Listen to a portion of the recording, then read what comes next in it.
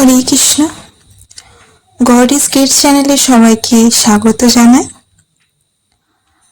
তুলসী গাছ হলো স্বর্গের প্রবেশদ্বার ও স্বয়ং ঈশ্বরের আবাস।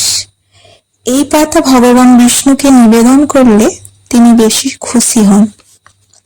এই গাছের পাতা ছাড়া শুভ কাজ প্রায় অসম্পূর্ণই থেকে যায়। তুলসী পাতা দিয়ে পুজো করলে নানান যজ্ঞ, ব্রত ও জপ করার মতো পুণ্য লাভ করা যায়। গৃহে তুলসী গাছ থাকলে নানান মন্দ প্রভাব কেটে যায়।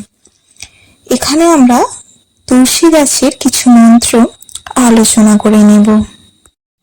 তুলসী পাতার তোলার মন্ত্রগুলি আমরা জেনে নেব।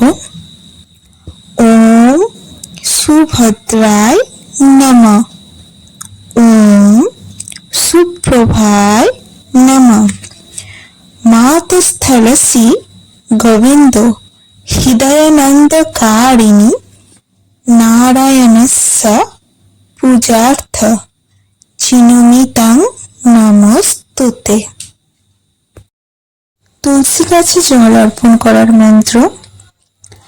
মহাপ্রসাদ জননী সর্ব সৌভাগ্যবর্ধিনী আধিব্যাধি হরানিতাং তুলসীতাং নমস্তুতে। গোবিন্দ বল্লভ্যাং দেবী ভক্ত চৈতন্যকারিণী স্নাপযামি জগদ্ধাত্রীং কৃষ্ণ ভক্তি প্রদায়িনী।